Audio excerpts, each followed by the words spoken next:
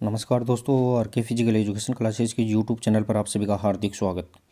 दोस्तों, प्रतिदिन के प्रक्रम के हिसाब से आज जो अपने यहाँ पे एमसीक्यूज यानी सीरीज नंबर रहने वाली है वो रहेगी सीरीज नंबर यहाँ पे 29।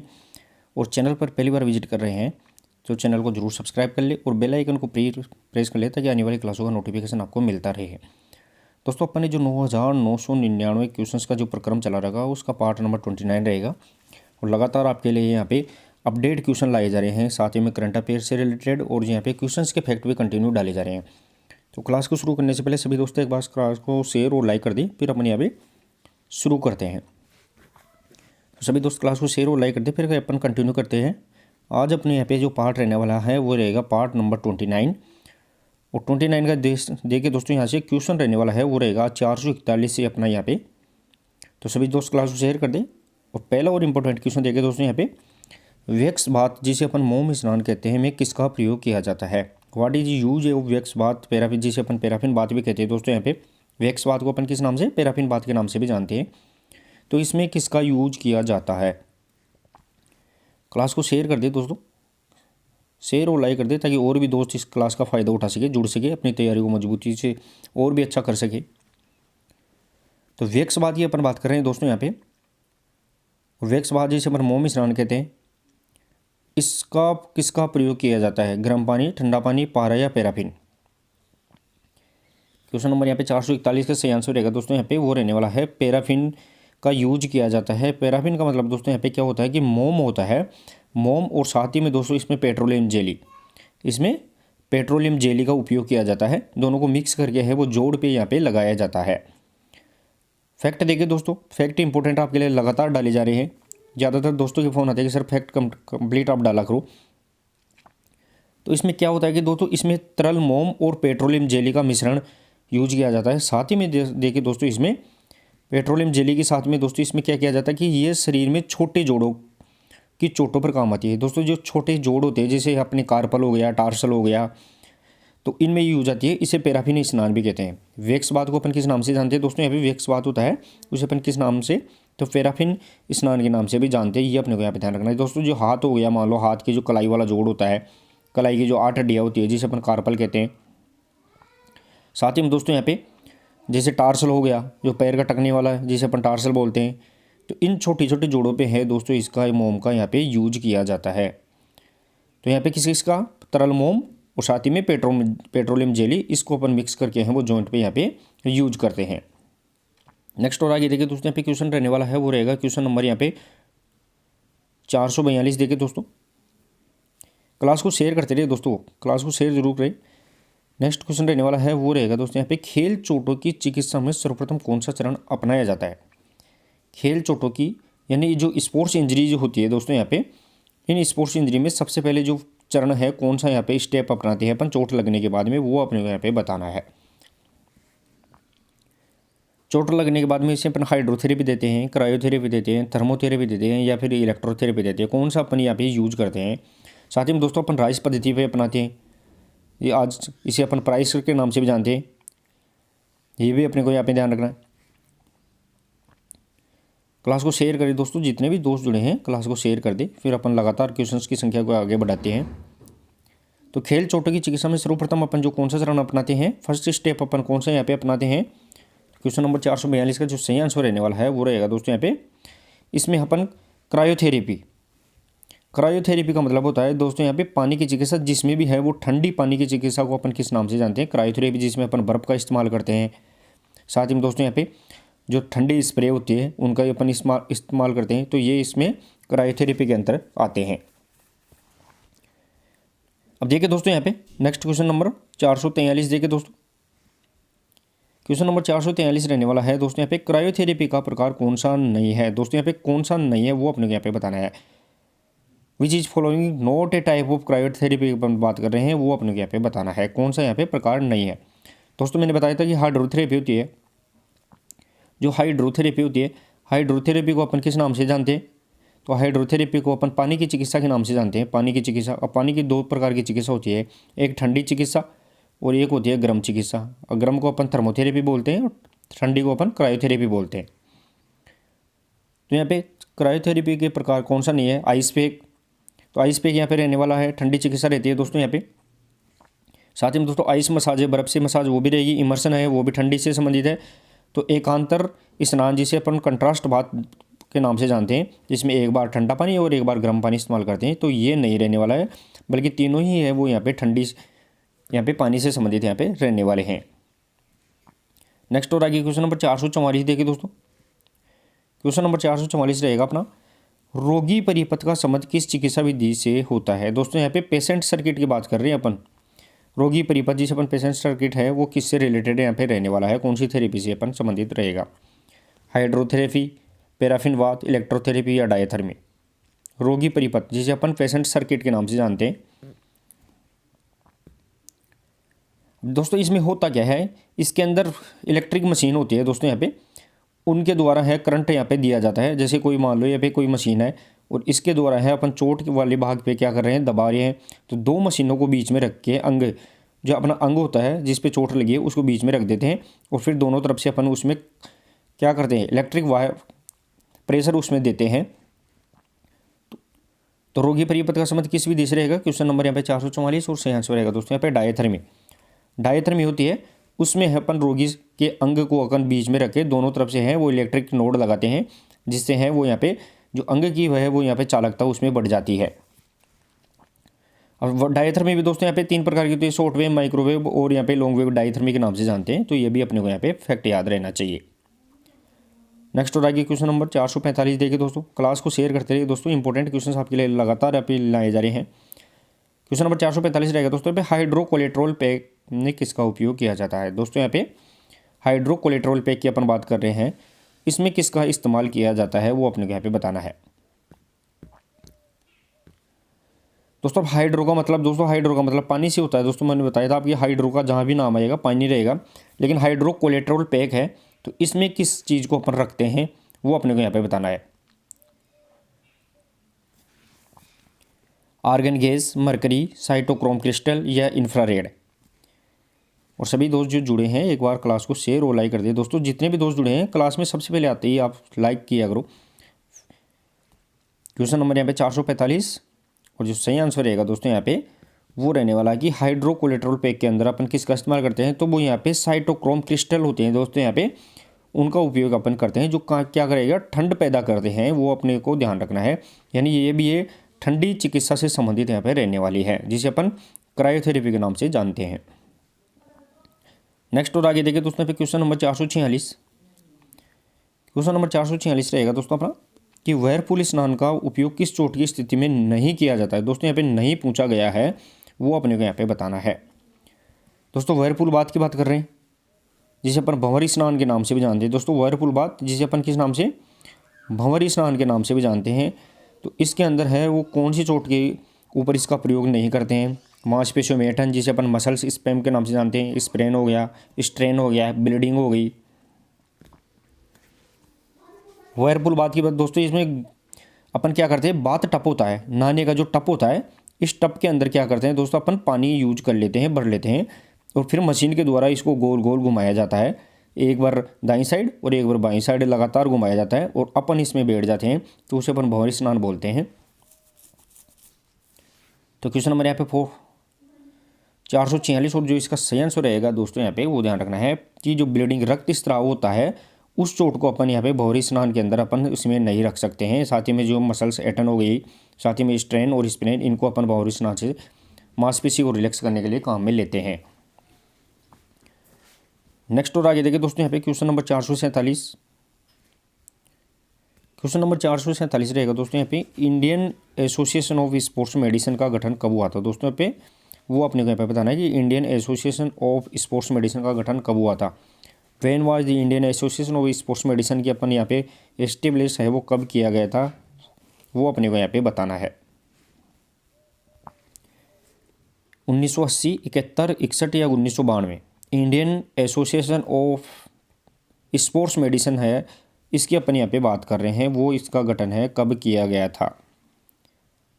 क्वेश्चन नंबर यहाँ पे 447 और जो सही आंसर रहेगा दोस्तों यहाँ पे इंडियन स्पोर्ट्स मेडिसिन का जो गठन किया गया था वो यहाँ पे ध्यान रखना है दोस्तों यहाँ पे 1971 यानी 1971 के अंदर है इंडियन स्पोर्ट्स मेडिसिन का यहाँ पे बोर्ड का गठन किया गया था, जो क्या करता है दोस्तों यहाँ पे खेलों से संबंधित जो चोटें लगती हैं उनके रिहेबिलिटेशन से संबंधित है, वो यहाँ पे कार्य करता है। ये अपने को यहाँ पे फैक्ट याद रखना है। नेक्स्ट और आगे क्वेश्चन नंबर 448 देखिए दोस्तों। क्वेश्चन नंबर 448 रहेगा दोस्तों यहाँ पे कि सर्वाइकल स्पोंडालाइसिस नामक चोट शरीर के किस भाग में लगती है। दोस्तों चोट का क्या नाम है? सर्वाइकल स्पोंडालाइसिस नामक चोट है। तो ये शरीर के कौन से भाग में लगती है, वो अपने को यहाँ पे क्वेश्चन नंबर 448 का आंसर यहाँ पे बताना है। हाथ, कोहनी, गर्दन या घुटना। क्वेश्चन नंबर यहाँ पे 448 बताना सॉरी। और सभी दोस्त क्लास में जितने भी जुड़े हैं एक बार शेयर और लाइक जरूर कर दे दोस्तों। शेयर और लाइक की बहुत कम संख्या यहाँ पे रहती है, तो आप लाइक जरूर किए दे। क्वेश्चन नंबर 448 और जो सही आंसर रहेगा दोस्तों यहाँ पे सर्वाइकल स्पोंडालाइसिस है, वो यहाँ पे कौन सी गर्दन से रिलेटेड चोट रहेगी, क्योंकि इसमें जो सर्वाइकल है दोस्तों यहाँ पे जो अपनी वर्टिब्रा होती है, जो अपनी गर्दन होती है, ये गर्दन होती है और साथ में ये अपनी मेरुदंड है। तो उसमें जो ऊपर की 7 आती है वो सर्वाइकल, या इसके बाद में जब 12 आती है वो थोरेसिक। तो यह सर्वाइकल से संबंधित चोट होती है। तो यह सही आंसर रहेगा दोस्तों यहाँ पे गर्दन यानी नेक से रिलेटेड यहाँ पे इंजरी यहाँ पे रहने वाली है। नेक्स्ट और आगे क्वेश्चन नंबर 449 देखिए दोस्तों। क्वेश्चन नंबर 449 रहेगा दोस्तों यहाँ पे किस खिलाड़ी को कंधे में कौन सी चोट लक्षित थी। किसी खिलाड़ी को कंधे में कौन सी चोट लक्षित थी वो बताना अपने को। किस शोल्डर इंजरी है वो कौन सी यहाँ पे रहने वाली है वो बताना है। दोस्तों कंधा होता है अपना, ये हाथ हो गया, और हाथ के ये अपने जो यहाँ पे कंधे वाले पोर्शन आता है दोस्तों यहाँ पे ये कंधा हो गया। तो इस कंधे के अंदर है वो कौन सी चोट यहाँ पे लग सकती है वो अपने को यहाँ पे बताना है। ये अपना हाथ होता है दोस्तों यहाँ पे, तो ये गर्दन वाला भाग, तो ये कंधे के अंदर जो चोट लगती है वो बताना है। तो यहाँ पे विस्थापन, जेवलिन एल्बो, साथ ही में दोस्तों स्टिफनेस या उपरोक्त सभी। दोस्तों कंधे के अंदर बॉल एंड सॉकेट यहाँ पे जॉइंट पाया जाता है, बॉल एंड सॉकेट जॉइंट है वो यहाँ पे पाया जाता है। तो इसमें क्या होता है कि जो पहली जो अपनी शोल्डर गडल होती है, शोल्डर गडल, जो इसे अपन यहाँ पे कंधे के अंदर जो खांच होती है उसमें से है वो यहाँ पे हुमरस हड्डी है वो निकल के बाहर आ जाती है। तो यहाँ पे कौन सा रहेगा दोस्तों यहाँ पे क्वेश्चन नंबर 449 और सही आंसर रहेगा दोस्तों इसे अपन डिसलोकेशन यानी विस्थापन के नाम से जानते हैं। यानी जो कंधा होता है वो बाहर निकल के आ जाता है, फिर अपन वापस उसको सेट करते हैं तो वापस यहाँ पे सेट हो जाता है। नेक्स्ट और आगे क्वेश्चन नंबर 450 देखिए दोस्तों। क्वेश्चन नंबर 450 रहेगा क्रायोथेरेपी को अन्य किस नाम से जाना जाता है। क्रायोथेरेपी आल्सो नॉन एज अपने को यहाँ पे करना है कि कौन से नाम से जाना जाता है। दोस्तों क्रायोथेरेपी है वो कौन सी चिकित्सा है, तो वो ठंडे जल की चिकित्सा है। ये ठंडी जल की चिकित्सा है, यानी इसके अंदर बर्फ़ हो गया, इमर्सन हो गई, आइस पैक हो गए, ये यूज किया जाता है। तो इसे अपन किस नाम से जानते हैं दोस्तों यहाँ पे हाइड्रोथेरेपी, इलेक्ट्रोथेरेपी, अल्ट्रासाउंड या आइस थेरेपी। क्वेश्चन नंबर 450 और जो सही आंसर रहने वाला है वो ध्यान रखना है दोस्तों। इसे अपन आइस थेरेपी के नाम से भी जानते हैं क्योंकि ये ठंडी चिकित्सा है और इसमें आइस थेरेपी के अंदर है वो यहाँ पे बर्फ़ का यूज किया जाता है। नेक्स्ट और आगे देखिए दोस्तों यहाँ पे क्वेश्चन नंबर 451। क्वेश्चन नंबर यहाँ पे 451 यहाँ पे रहने वाला है निम्न में से लिगामेंट की चोट कौन सी है। दोस्तों यहाँ पे लिगामेंट की चोट पूछी गई है वो अपने को यहाँ पे बताना है। टेनिस एल्बो, स्ट्रेन, स्प्रेन या हेमाटोमा। दोस्तों टेनिस एल्बो होती है इसे अपन ओवर यूज इंजरी के नाम से जानते हैं, इसे अपन ओवर यूज इंजरी के नाम से जानते हैं, ये भी अपने को यहाँ पे ध्यान रखना है। साथ ही में दोस्तों जो हेमाटोमा होता है इसे अपन मसल्स सॉफ्ट टिश्यू इंजरी के नाम से जानते हैं, ये सॉफ्ट टिश्यू इंजरी होती है, ये भी अपने को यहाँ पे ध्यान रखना है। साथ ही में दोस्तों यहाँ पे जो स्ट्रेन होती है इसे अपन टेंडन की चोट के नाम से जानते हैं, ये भी अपने को ध्यान रखना है। तो क्वेश्चन नंबर यहाँ पे 451 और सही आंसर रहेगा। तो स्प्रेन होती है उसे अपन लिगामेंट की चोट के नाम से जानते हैं, इसे अपन मोच की भी बोलते हैं, हिंदी में इसे अपन मोच बोलते हैं। और ये बोन टू बोन हड्डी को हड्डी से जोड़ने वाला जो लिगामेंट होता है वो अपने को यहाँ पे ध्यान रखना है। और इस लिगामेंट के अंदर है वो स्प्रेन यहाँ पे चोट रहती है। नेक्स्ट और आगे क्वेश्चन नंबर 452 देखिए दोस्तों। निम्न में से मांसपेशी की चोट कौन सी है। दोस्तों यहाँ पे मांसपेशी की मसल्स की इंजरी यहाँ पे पूछी गई है, विच इज फॉलोइंग की मसल्स इंजरी की अपन बात कर रहे हैं। तो मांसपेशी की चोट कौन सी रहेगी, sprain, green stick fracture, blister या स्ट्रेन। क्वेश्चन नंबर 452 के अंदर बताना है दोस्तों, और क्लास को शेयर करते रहिए। वेरी इंपॉर्टेंट क्वेश्चन आपके लिए लगातार लाए जा रहे हैं, तो क्लास को शेयर और लाइक ज़्यादा से ज़्यादा करिए आप दोस्तों। तो देखिए दोस्तों, यहाँ पे स्ट्रेन होता है, स्प्रेन होता है, तो ये लिगामेंट की चोट होती है दोस्तों। यहाँ पे लिगामेंट की चोट है, लिगामेंट की चोट है, और लिगामेंट क्या करता है दोस्तों, यहाँ पे हड्डी से हड्डी को, बोन टू बोन अपने को यहाँ पे जोड़ता है। तो ये मांसपेशी की चोट नहीं है। ग्रीन स्टिक फ्रैक्चर है, तो फ्रैक्चर हड्डी में होता है, तो ये भी क्या है, हड्डी से संबंधित चोट है, बोन से संबंधित चोट है। ब्लिस्टर होते हैं दोस्तों यहाँ पे, जिसे अपन किस नाम से जानते हैं, छाले के नाम से जानते हैं, तो स्किन से रिलेटेड चोट है। अब देखिए दोस्तों, यहाँ पे जो स्ट्रेन होता है, स्ट्रेन का मतलब दोस्तों यहाँ पे खिंचाव होता है, और स्ट्रेन किस में आता है दोस्तों, यहाँ पे टेंडन में आता है दोस्तों, यहाँ पे टेंडन में आता है। और टेंडन क्या करता है, तो टेंडन मांसपेशी को, मसल्स को किससे जोड़ता है, बोन से जोड़ता है। तो यहाँ पे मांसपेशी की चोट कौन सी रही दोस्तों, यहाँ पे स्ट्रेन यहाँ पे रहने वाली है, ये अपने को यहाँ पे ध्यान रखना है। नेक्स्ट और आगे क्वेश्चन नंबर 453 देखिए दोस्तों। क्वेश्चन नंबर 453 रहने वाला है कि स्प्रेन व स्ट्रेन का इलाज किस विधि से किया जाता है दोस्तों। यहाँ पे स्प्रेन और स्ट्रेन दोनों की बात कर रहे हैं अपन, तो इसका इलाज किससे किया जाता है दोस्तों। मैंने बार बार बताया है कि स्ट्रेन क्या करता है, तो स्ट्रेन है वो यहाँ पे मसल्स को किससे जोड़ता है, बोन से, हड्डी से जोड़ता है। और स्प्रेन में क्या होता है, हड्डी को हड्डी से जोड़ने वाला यहाँ पे चोट होती है, तो ये लिगामेंट की चोट होती है, ये अपने को ध्यान रखना है। और ये यहाँ पे टेंडन की चोट होती है।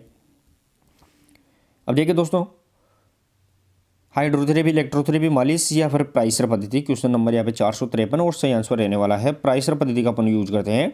यानी इसके अपन चोट लगते ही तुरंत क्या करेंगे, प्रोटेक्शन, P4 प्रोटेक्शन करेंगे, फिर R4 रेस्ट, I4 आइस देंगे, C4 कंप्रेशन, E4 एलिवेन, और फिर लास्ट में अपन वापस से उसको रेस्ट देंगे। तो ये प्राइसर पद्धति है, वो किस में यूज की जाती है, स्ट्रेन और स्प्रेन से संबंधित चोटों में यूज की जाती है।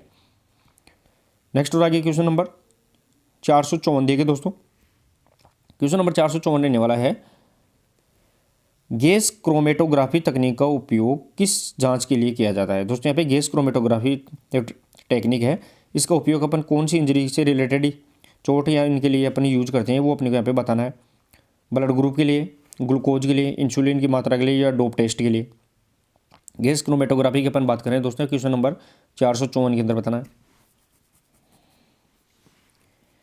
क्वेश्चन नंबर यहाँ पे 454, और जो सही आंसर रहेगा दोस्तों, जो डोप टेस्ट होता है, डोपिंग टेस्ट होती है, उसमें अपन किसका उपयोग करते हैं, गैस क्रोमेटोग्राफी टेक्निक या जांच का उपयोग करते हैं, जिससे अपन किसी भी नशीली चीज़ का है वो यहाँ पे क्या लगाते हैं, नशीली पदार्थ का है उसका अपन यहाँ पे जांच के अंदर पता लगा लेते हैं। और खिलाड़ी की है वो यहाँ पे उसकी योग्यता और डिस्क्वालीफाई और क्वालिफाई से संबंधित अपन यहाँ पे रखते हैं। अब देखिए दोस्तों, डोप टेस्ट होता है, डोप टेस्ट की दो संस्था होती है, एक नाडा होती है और एक होती है यहाँ पे वाडा। नाडा होती है दोस्तों यहाँ पे, जिसकी स्थापना है वो 24 नवंबर 2005 को हुई थी, और वाडा की स्थापना है वो यहाँ पे 10 नवंबर 1999 को हुई थी। ये भी अपने को यहाँ पे फैक्ट याद रखना है। अब देखिए दोस्तों, यहाँ पे फैक्ट दिए भी गए हैं, मैं आपको फैक्ट भी बता दूं। तो फैक्ट देखिए दोस्तों, यहाँ पे वाडा की स्थापना, वर्ल्ड एंटी डोपिंग एजेंसी की बात कर रहे हैं, तो इसकी स्थापना 10 नवंबर 1999 और यहाँ पे नाडा नेशनल एंटी डोपिंग एजेंसी है वो 24 नवंबर 2005 है, वो इसकी स्थापना की थी। जो खिलाड़ियों को क्या है, डोपिंग से संबंधित, ध्यान रखना है, डोपिंग से संबंधित है वो यहाँ पे टेस्ट करती है, वो अपने को यहाँ पे ध्यान रखना है। नेक्स्ट और आगे क्वेश्चन नंबर 455 देखिए दोस्तों। क्वेश्चन नंबर 455 रहेगा दोस्तों यहाँ पे कि शरीर के किस भाग में सिन स्प्लिट होता है दोस्तों। यहाँ पे सिन स्प्लिट की बात कर रहे हैं अपन, वो अपने को यहाँ पे बताना है। सिन स्प्लिट, जिसे अपन सिन बोन के नाम से भी जानते हैं, सिन पेन के नाम से जानते हैं दोस्तों, यहाँ पे सिन पेन के नाम से भी जानते हैं। तो ये किस में होगा, कमर में, सिर में, गर्दन या निचला पाँव। क्वेश्चन नंबर यहाँ पे 455 बताना है दोस्तों,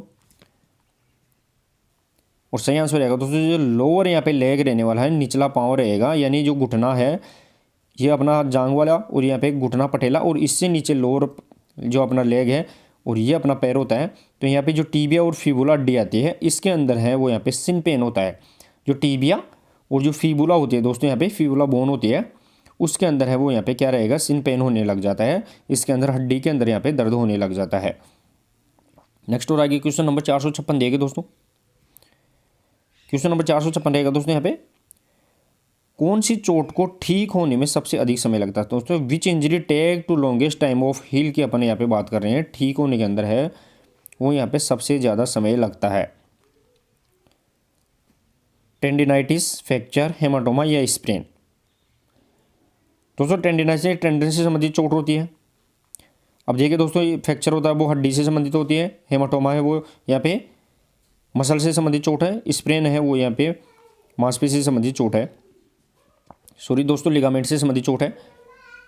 तो क्वेश्चन नंबर यहाँ पे 456 के अंदर बताना दोस्तों आपको, और सही आंसर रहेगा दोस्तों क्वेश्चन नंबर 456 के अंदर वो देखना है टेंडिनाइटिस। टेंडन की चोट होती है दोस्तों यहाँ पे वो सबसे ज़्यादा समय लेती है ठीक होने में। और टेंडन क्या करता है दोस्तों, जो मांसपेशी होती है इस मांसपेशी को क्या करता है, हड्डी से जोड़ने का कार्य करता है, ये भी अपने को यहाँ पे ध्यान रखना है। तो यहाँ पे टेंडन की चोट होती है वो सबसे ज़्यादा समय लेती है। नेक्स्ट और आगे देखिए दोस्तों यहाँ पे क्वेश्चन नंबर 457। क्वेश्चन नंबर 457 रहेगा दोस्तों यहाँ पे कि संतोष ट्रॉफी को सर्वाधिक बार किसने जीता है। Who was won Santosh trophy है, उसको मैक्सिमम टाइम के लिए है, वो कौन जीता है वो अपने को यहाँ पे बताना है। दोस्तों संतोष ट्रॉफी किससे संबंधित है, तो संतोष ट्रॉफी है वो फुटबॉल से संबंधित होती है, फुटबॉल से संबंधित, जिसकी स्थापना 1941 में यहाँ पे हुई थी। और इसको है सर्वाधिक बार किसने जीता है वो अपने को यहाँ पे बताना है। पश्चिम बंगाल, केरल, पंजाब या राजस्थान। क्वेश्चन नंबर 457 और जो सही आंसर रहने वाला है ध्यान वेस्ट बंगाल है दोस्तों यहाँ पे वो संतोष ट्रॉफी है उसका यहाँ पे सबसे ज़्यादा बार विजेता यहाँ पे रहने वाला है, मैक्सिमम टाइम है वो यहाँ पे संतोष ट्रॉफी है वो यहाँ पे वेस्ट बंगाल ने जीती है। नेक्स्ट और आगे क्वेश्चन नंबर रहने वाला है दोस्तों यहाँ पे 458। क्वेश्चन नंबर 458 देखिए दोस्तों यहाँ पे अंतर्राष्ट्रीय नेहरू गोल्ड कप किस खेल से संबंधित है। दोस्तों इंटरनेशनल नेहरू गोल्ड कप की अपन बात कर रहे हैं, वो किस स्पोर्ट्स से यानी गेम से रिलेटेड यहाँ पे रहने वाला है। हॉकी, फुटबॉल, बास्केटबॉल या बैडमिंटन। और सभी दोस्त जुड़े हैं, एक बार नए दोस्त जुड़े हैं क्लास के अंदर वो शेयर और लाइक जरूर कर दिए। आते ही सबसे पहले अपने को लाइक वाला बटन अपने को यहाँ पे दबाना है ताकि अपनी यहाँ पे प्रेजेंट क्लास के अंदर लग सके। क्वेश्चन नंबर यहाँ पे 458 रहेगा दोस्तों अपना अंतर्राष्ट्रीय नेहरू गोल्ड कप। और जो क्वेश्चन नंबर यहाँ पे 458 और जो सही आंसर रहेगा दोस्तों यहाँ पे वो नेहरू गोल्ड कप की अपन बात कर रहे हैं। और सही आंसर रहेगा दोस्तों यहाँ पे फुटबॉल से संबंधित नेहरू गोल्ड कप है वो यहाँ पे फुटबॉल से रिलेटेड यहाँ पे रहने वाला है। नेक्स्ट और आगे देखिए दोस्तों यहाँ पे क्वेश्चन नंबर 459। फुटबॉल मैच के दौरान कितने टाइम आउट लिए जा सकते हैं। दोस्तों यहाँ पे फुटबॉल मैच चल रहा है उसमें अपन कितने टाइम आउट ले सकते हैं वो अपने को यहाँ पे बताना है। प्रत्येक टीम द्वारा 5 प्रति हाफ में लेते हैं, या प्रत्येक टीम द्वारा 2 पूरे मैच में ले सकते हैं, दोनों टीमों को 3-3 या फिर एक भी नहीं। क्वेश्चन नंबर है अपने को 459 के अंदर बताना दोस्तों। और सही आंसर रहेगा दोस्तों जो कि फुटबॉल मैच के दौरान अगर अपन टाइम आउट की बात करें तो एक भी अपन टाइम आउट नहीं ले सकते हैं, बल्कि अगर किसी खिलाड़ी की अगर चोट लग जाती है, इंजरी हो जाती है, तो उसके अंदर है वो टेक्निकल टाइम आउट है वो यहाँ पे कौन लेता है, तो वो यहाँ पे रेफरी ही यहाँ पे टेक्निकल टाइम आउट यहाँ पे ले सकता है, बल्कि यहाँ पे प्लेयर टाइम आउट है वो यहाँ पे नहीं ले सकता है। नेक्स्ट और आगे देखिए दोस्तों यहाँ पे क्वेश्चन नंबर 460 देखिए बेटन कप का संबंध किस खेल से है। दोस्तों यहाँ पे बेटन कप की अपन बात कर रहे हैं, ये बेटन कप है तो इसका रिलेटेड यहाँ पे कौन सी स्पोर्ट्स से रहने वाला है। फुटबॉल, बास्केटबॉल, बेसबॉल या फिर हॉकी। क्वेश्चन नंबर यहाँ पे 460 और जो सही आंसर रहने वाला है दोस्तों यहाँ पे कि जो बेटन कप है वो किससे रिलेटेड रहेगा। दोस्तों यहाँ पे हॉकी से रिलेटेड रहने वाला है कि बेटन कप का संबंध कौन से खेल से रहेगा। दोस्तों यहाँ पे हॉकी से रिलेटेड यहाँ पे रहने वाला है, इंपॉर्टेंट है, नोट करके इसको रखना है दोस्तों। नेक्स्ट और आगे क्वेश्चन नंबर 461 देखिए दोस्तों। क्वेश्चन नंबर 461 रहेगा दोस्तों यहाँ पे खो खो खेल में दोनों पोल के बीच की दूरी कितनी होती है। दोस्तों व्हाट इज डिस्टेंस बिटवीन 2 पोल इन खो खो की अपन बात कर रहे हैं वो अपने को यहाँ पे बताना है। दोस्तों यहाँ पे खो खो ग्राउंड होता है, तो खो खो ग्राउंड के अगर देखिए तो ये खो खो का ग्राउंड यहाँ पे रहने वाला है दोस्तों यहाँ पे। तो इस खो खो के ग्राउंड की अपन बात कर रहे हैं कि इसके अंदर है वो यहाँ पे पोल टू पोल अपन है वो यहाँ पे कितना इसकी डिस्टेंस यहाँ पे रहने वाली है। दोस्तों ये पोल है, खो खो का पोल होता है, मान लो ये पोल है, ये पोल है और यहाँ पे ये पोल है, तो इन पोलों के बीच की डिस्टेंस है वो कितनी रहेगी। ग्राउंड की मेजरमेंट कितना होता है दोस्तों 27 मीटर लंबा होता है और 16 मीटर यहाँ पे चौड़ा होता है। लेकिन यहाँ पे पूछा गया है कि पोल टू पोल की डिस्टेंस, तो क्वेश्चन नंबर यहाँ पे 461 और सही आंसर रहेगा दोस्तों यहाँ पे 24 मीटर है वो यहाँ पे पोल टू पोल डिस्टेंस रहेगा। क्योंकि दोस्तों यहाँ पे जो लॉबी होती है फ्री जोन बोलते हैं, वो 1.5 मीटर दोनों तरफ है वो फ्री जोन रहता है। तो यहाँ पे 1.5 और 1.5 3 मीटर अपन 27 में से घटाएंगे तो 24 मीटर है वो यहाँ पे पोल टू पोल डिस्टेंस यहाँ पे रहने वाली है। नेक्स्ट और आगे देखिए दोस्तों यहाँ पे क्वेश्चन फैक्ट देखिए दोस्तों, यहाँ पे फैक्ट भी डाले गए हैं। अब देखिए दोस्तों यहाँ पे भारतीय खो खो संघ का जो गठन है वो 1955 में हुआ था। एशियाई खो खो महासंघ है उसका गठन 1987 में हुआ था। खो खो की देखिए दोस्तों यहाँ पे लोबी की चौड़ाई वो 1.5 मीटर है, क्योंकि अपन ने 1.5 और 1.5 यहाँ पे 3 मीटर अपन ने निकाल दी थी, इस प्रकार है वो 24 मीटर आ गई थी। साथ ही में दोस्तों यहाँ पे पोल की ऊंचाई पूछे तो वो 120 से 125 सेंटीमीटर होती है, और मैदान की लंबाई चौड़ाई पूछे तो वो 27/16 मीटर होती है। साथ ही में दोस्तों यहाँ पे कि खो खो खेल का प्रदर्शन पहली बार 1936 बर्लिन ओलंपिक में किया गया था। एक ही बार शामिल हुआ था दोस्तों यहाँ पे 1936 बर्लिन ओलंपिक में। और 2020 में अर्जुन पुरस्कार प्राप्त खिलाड़ी सरिका काले है, खो खो के अंदर है वो सरिका काले रहेगी। और खो खो के अंदर द्रोणाचार्य पुरस्कार प्रथम व्यक्ति है वो पुरुषोत्तम दास फड़के रहने वाले हैं, वो भी अपने को यहाँ पे ध्यान रखना है। तो इंपॉर्टेंट फैक्ट है वो भी अपने को यहाँ पे याद रखने हैं। नेक्स्ट और आगे देखिए दोस्तों यहाँ पे क्वेश्चन नंबर 462। क्वेश्चन नंबर 462 रहने वाला है, एकलव्य पुरस्कार का संबंध किस खेल से है। दोस्तों यहाँ पे एकलव्य पुरस्कार है, इसका संबंध कौन से खेल से रहने वाला है वो अपने को यहाँ पे बताना है। बैडमिंटन, बास्केटबॉल, हैंडबॉल या फिर खो खो। क्लास को शेयर करते रहो दोस्तों, क्लास को शेयर और लाइक ज़्यादा से ज़्यादा करते रहे। जितने भी दोस्त जुड़े हैं सबसे पहले आप लाइक ज़रूर कर दिया करें। और आपको दोस्तों मैं बता दूं 1000 इंपॉर्टेंट क्वेश्चंस की जो PDF आपको मिलेगी वो बिफोर 15 डेज ऑफ एग्ज़ाम है वो वहाँ पे मिलेगी। तो आप निश्चिंत रहे, जो आपके डिस्क्रिप्शन बॉक्स है उसमें आपको टेलीग्राम और यहाँ पे व्हाट्सअप का लिंक दिया गया है, उसको आप ज्वाइन करके रखिए। साथ ही में इसकी सूचनाएं भी आपको यहाँ पे मिलती रहेगी। क्वेश्चन नंबर 462 और जो सही आंसर रहने वाला है दोस्तों यहाँ पे एकलव्य पुरस्कार है वो यहाँ पे खो खो खेल के अंदर यहाँ पे दिया जाने वाला अवार्ड यहाँ पे रहने वाला है। नेक्स्ट और आगे क्वेश्चन नंबर 463। क्वेश्चन नंबर 463 रहेगा दोस्तों यहाँ पे डेविस कप की शुरुआत कब हुई थी। दोस्तों अपन डेविस कप की अपन बात कर रहे हैं, तो इसकी शुरुआत यहाँ पे कब हुई थी। दोस्तों यहाँ पे डेविस कप किस खेल से संबंधित है, तो ये टेनिस से संबंधित यहाँ पे रहने वाला है। तो डेविस कप की जो शुरुआत है वो कब हुई थी वो अपने को यहाँ पे बताना है। 1888, 1900, 1896 या फिर 1992। क्वेश्चन नंबर यहाँ पे 463 और जो सही आंसर रहने वाला है सन 1900 के अंदर है वो दोस्तों है वो यहाँ पे ध्यान रखना है। डेविस कप की यहाँ पे शुरुआत हुई थी। नेक्स्ट और आगे देखिए दोस्तों यहाँ पे क्वेश्चन नंबर 464। क्वेश्चन नंबर 464 रहने वाला है दोस्तों यहाँ पे 1956 जो मेलबर्न ओलंपिक हुआ था उसमें भारतीय फुटबॉल टीम के कप्तान कौन थे वो अपने को यहाँ पे बताना है। कैप्टन यहाँ पे कौन है। दोस्तों यहाँ पे 1956 जो मेलबर्न ओलंपिक है जो ऑस्ट्रेलिया में हुआ था दोस्तों यहाँ पे ऑस्ट्रेलिया में हुआ था, उसमें है जो भारतीय टीम के कैप्टन फुटबॉल टीम के हैं वो कौन है। क्योंकि दोस्तों इसमें है भारतीय फुटबॉल टीम अपना ओलंपिक के अंदर सर्वश्रेष्ठ ओलंपिक के अंदर है वो सर्वश्रेष्ठ प्रदर्शन किया था, और उसमें है वो यहाँ पे 4th पोजीशन है वो भारतीय फुटबॉल टीम की आई थी। वो बुल्गारिया को हरा के है वो यहाँ पे भारतीय फुटबॉल टीम ने अब तक का है ओलंपिक में सर्वश्रेष्ठ प्रदर्शन किया था। क्वेश्चन नंबर यहाँ पे 464 और सही आंसर रहने वाला है वो ध्यान रखना है दोस्तों। समर बनर्जी है वो यहाँ पे भारतीय फुटबॉल टीम के कैप्टन यहाँ पे 1956 के मेलबर्न ओलंपिक में है भारतीय फुटबॉल टीम के कैप्टन थे समर बनर्जी, ये अपने को यहाँ पे ध्यान रखना है। नेक्स्ट और आगे क्वेश्चन नंबर 465 देखिए दोस्तों। 465 रहेगा दोस्तों यहाँ पे महिला चैंपियन लीग में खेलने वाली पहली भारतीय महिला फुटबॉलर कौन है। महिला चैंपियन लीग है फुटबॉल से रिलेटेड जिसे अपन UEFA के नाम से जानते हैं दोस्तों यहाँ पे।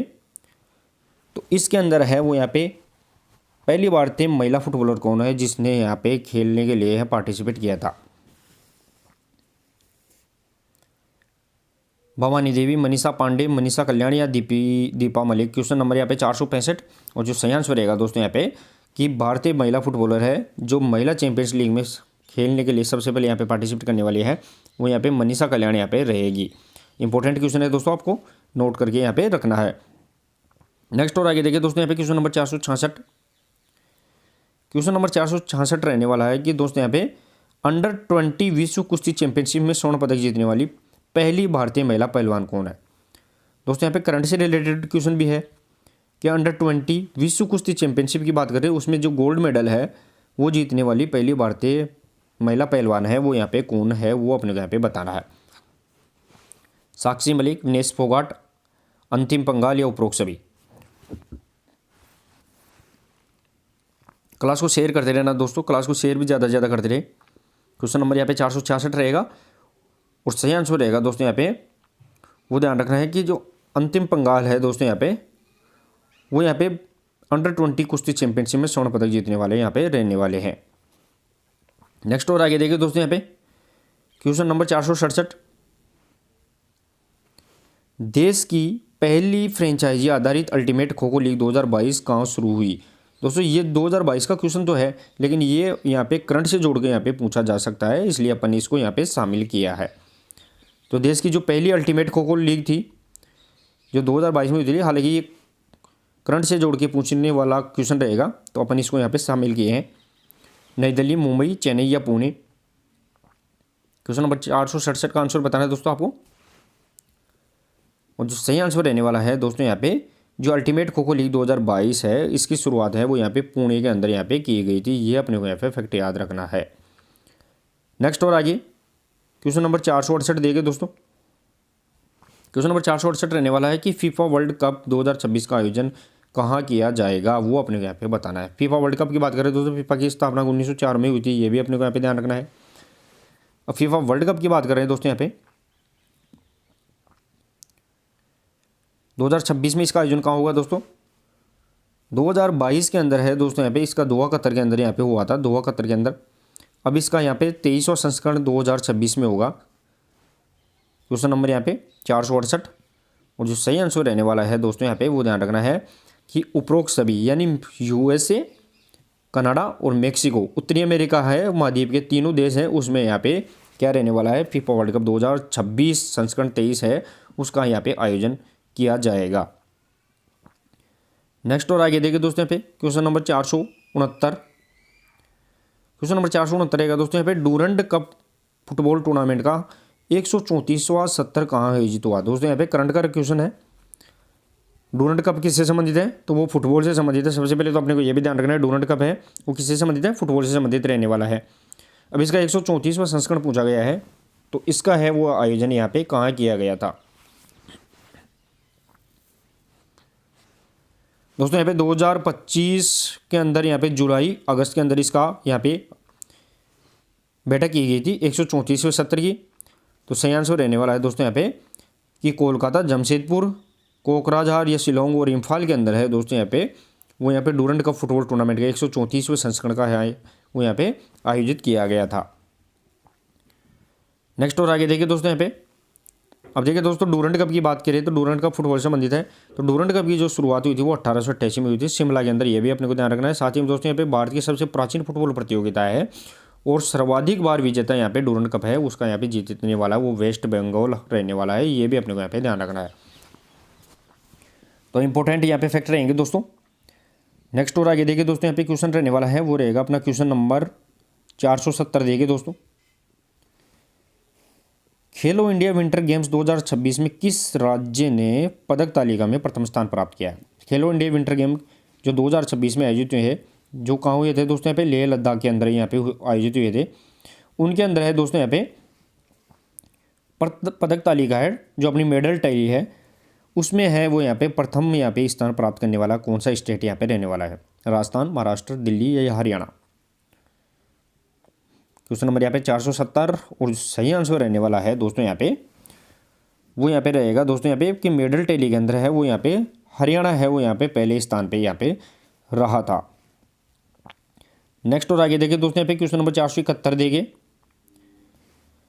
पुरुष हॉकी इंडिया लीग 2025-26 का खिताब हाल ही में किसने जीता है, वो अपने को यहाँ पे बताना है। पुरुष हॉकी इंडिया लीग 2025-26 की अपन बात कर रहे हैं दोस्तों, जिस प्रकार IPL चलता है उसी प्रकार है वो यहाँ पे पुरुष हॉकी इंडिया लीग 2025-26 का आयोजन किया गया है, जिसका आयोजन 2026 में हुआ होने को तो, लेकिन यहाँ पे इसका जो विजेता है वो कौन सा यहाँ पे फ्रेंचाइजी रहने वाली है, हैदराबाद तूफान, रांची रॉयल, कलिंगा लांसर्स या फिर दिल्ली योद्धा।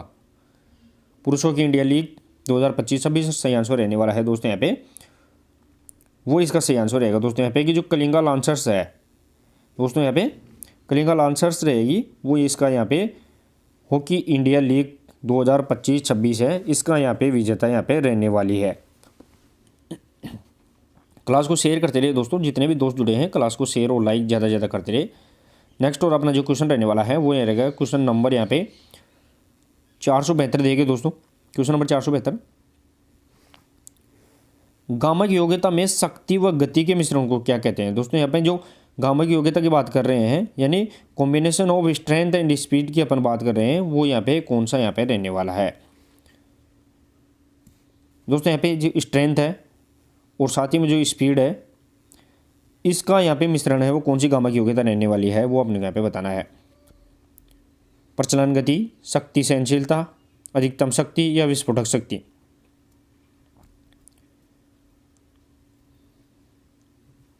क्वेश्चन नंबर यहाँ पे 472 और जो सही आंसर रहेगा दोस्तों यहाँ पे वो ध्यान रखना है कि गामा की योग्यता में शक्ति और गति के मिश्रण को है वो अपन यहाँ पे एक्सप्लोजिव स्ट्रेंथ यानी क्या कहेंगे दोस्तों यहाँ पे विस्फोटक शक्ति के नाम से इसे अपन जानते हैं, वो अपने यहाँ पे ध्यान रखना है। नेक्स्ट और आगे क्वेश्चन नंबर 473 देखिए दोस्तों। क्वेश्चन नंबर 473, शक्ति के भाग कौन से है दोस्तों, which is components of strength की अपन बात कर रहे हैं, वो अपने को यहाँ पे बताना है। जो शक्ति होती है दोस्तों 5 कंपोनेंट्स होते हैं मोटर कंपोनेंट्स, जिसमें स्पीड, स्ट्रेंथ, एंडोरेंस, फ्लेक्सिबिलिटी और कोऑर्डिनेशन एबिलिटी होती है। उनमें से है वो यहाँ पे 5 मोटर कंपोनेंट्स में से जो स्ट्रेंथ है, इस स्ट्रेंथ के यहाँ पे कितने टाइप यहाँ पे रहने वाली है। Maximum strength, explosive strength, strength endurance. Question number यहाँ पे 473 और जो सही आंसर रहेगा दोस्तों यहाँ पे ये उपरोक्त सभी जो 3 प्रकार हैं वो यहाँ पे स्ट्रेंथ के रहने वाले हैं, जिसमें अपन मैक्सिमम स्ट्रेंथ, एक्सप्लोजिव स्ट्रेंथ और यहाँ पे स्ट्रेंथ एंडोरेंस है वो स्ट्रेंथ के यहाँ पे पार्ट रहने वाले हैं। नेक्स्ट और आगे क्वेश्चन नंबर यहाँ पे 474 देखिए दोस्तों। क्वेश्चन नंबर 474 रहने वाला है कि विस्फोटक शक्ति में विस्फोटक का अर्थ क्या होता है। दोस्तों यहाँ पे जो एक्सप्लोजिव स्ट्रेंथ है, इसमें जो एक्सप्लोजिव है इसका अर्थ क्या रहने वाला है, वो अपने यहाँ पे बताना है। थकान, लचीलापन, चाल या समन्वय योग्यता। क्वेश्चन नंबर 474 के अंदर बताना दोस्तों यहाँ पे मैंने बताया था दोस्तों कि जो विस्फोटक शक्ति होती है वो यहाँ पे किसकी, तो यहाँ पे वो शक्ति और यहाँ पे गति, शक्ति प्लस गति है, इसका मिश्रण कौन सा रहेगा, तो यहाँ पे विस्फोटक शक्ति जिसे अपन एक्सप्लोजिव स्ट्रेंथ के नाम से जानते हैं, तो यहाँ पे स्पीड इसका सही आंसर यहाँ पे रहने वाला है। यानी स्ट्रेंथ और स्पीड को अगर मिलाइए तो अपन यहाँ पे एक्सप्लोजिव स्ट्रेंथ है वो यहाँ पे निकल के आएगी, ये अपने को यहाँ पे ध्यान रखना है। नेक्स्ट और आगे क्वेश्चन नंबर 475 देंगे दोस्तों यहाँ पे। क्वेश्चन नंबर 475 रहेगा दोस्तों यहाँ पे आइसोटोनिक व्यायाम का संबंध किससे है। दोस्तों आइसोटोनिक एक्सरसाइज है, इसका यहाँ पे किससे संबंधित है वो यहाँ पे रहने वाली है, वो अपने को यहाँ पे बताना है। समन्वय योग्यता यानी कोऑर्डिनेशन, फ्लेक्सिबिलिटी, स्पीड या स्ट्रेंथ। आइसोटोनिक की अपन बात कर रहे हैं। एक होता है दोस्तों आइसोटोनिक, एक होता है आइसोमेट्रिक और आइसोकाइनेटिक। तो ये आइसोमेट्रिक, आइसोटोनिक।